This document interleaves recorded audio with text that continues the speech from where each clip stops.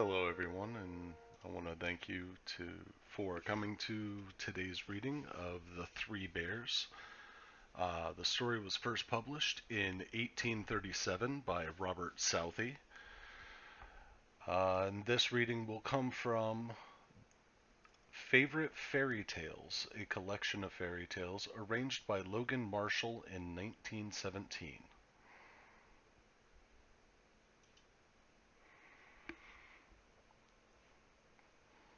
The Three Bears.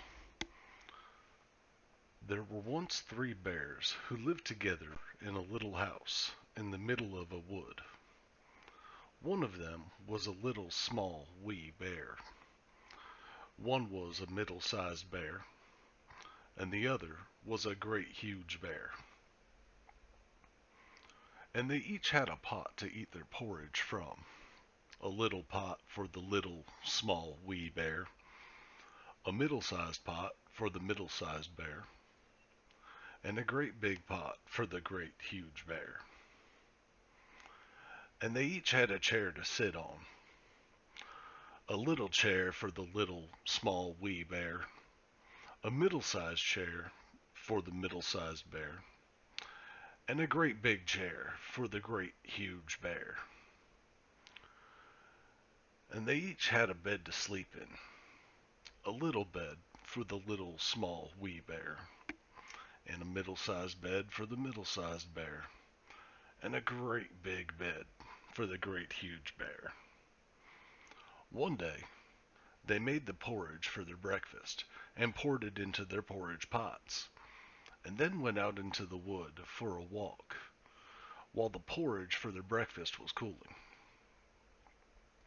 And while they were out walking, a little old woman came to the house in the wood and peeped inside.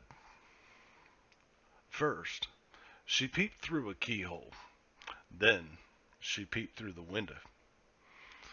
Then she lifted the latch and peeped through the doorway. And seeing nobody in the house, she walked in, and when she saw the porridge cooling on the table, she was very pleased, for she had walked a long way and was getting hungry. So first she tasted the porridge of the great huge bear, but it was too hot. Then she tasted the porridge of the middle-sized bear, but that was too cold. And then she tasted the porridge of the little small wee bear, and that was neither too hot nor too cold, but just right. And she liked it so much that she ate it all up. Then the little old woman sat down in the chair of the great huge bear, but that was too hard. Then she sat down in the chair of the middle-sized bear, but that was too soft. Then she sat down in the chair of the little small wee bear, and that was neither too hard nor too soft, but just right. And she liked it so much that she sat in it until suddenly the bottom came out, and she fell plump upon the ground. Then the little old woman went upstairs to the bedroom where the three bears slept. And first she lay down on the bed of the great huge bear, but that was too high at the head for her. Then she lay down on the bed of the middle-sized bear, but that was too high at the foot for her. So then she lay down on the bed of the little small wee bear, and that was neither too high at the head nor too high at the foot, but just right. And she liked it so much that she covered herself up and lay there till she fell fast asleep.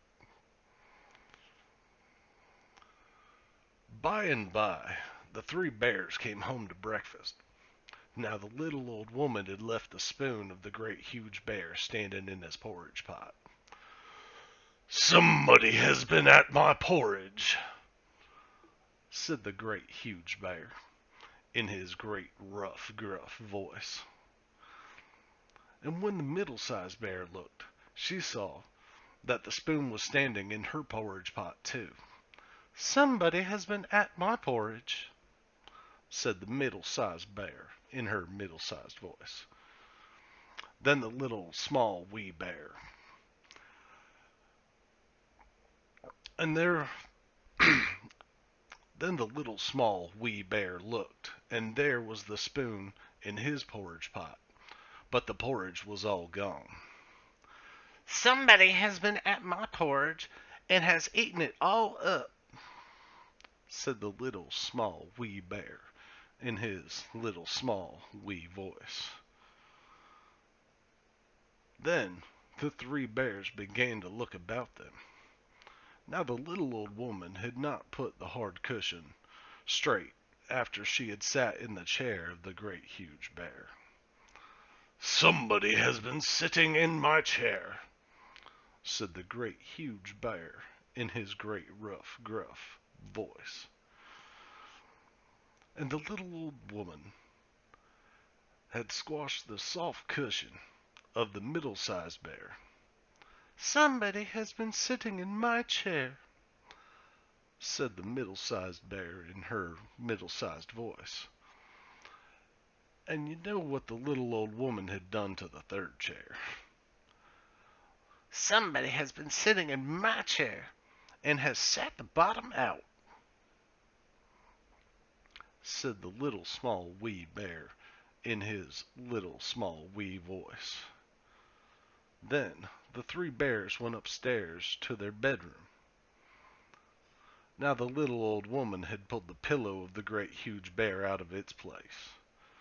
"Somebody has been lying in my bed," said the great huge bear in his great rough gruff voice. And the little old woman had pulled the bolster of the middle-sized bear out of its place. "Somebody has been lying in my bed," said the middle-sized bear in her middle-sized voice. And when the little small wee bear came to look at his bed, there was the bolster in place and the pillow in its place upon the bolster, but upon the pillow was the little old woman's head, which was not in its place, for she had no business there at all. "Somebody has been lying in my bed, and here she is," cried the little small wee bear in his little small wee voice. The little old woman had heard in her sleep the great rough gruff voice of the great huge bear, but she was so fast asleep that it seemed to her no more than the roaring of the wind or the rumbling of thunder. And she had heard the middle-sized voice of the middle-sized bear, but it was only as if she had heard someone speaking in a dream.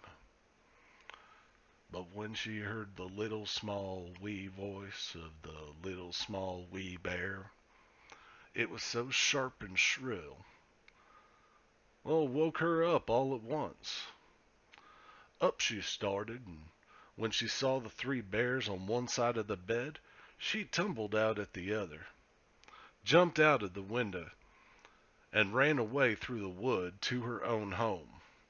And the three bears never saw anything more of her.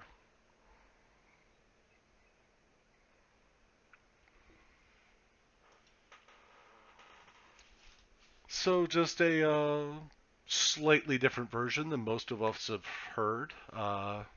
The version that most of us are familiar with is known as Goldilocks and the Three Bears. And that's actually the third iteration of the story and has become the most widely known and most widely remembered. As always, I want to thank everybody who stopped by, came to the live reading on Twitch. Thank you for watching on YouTube, if that's where you're watching.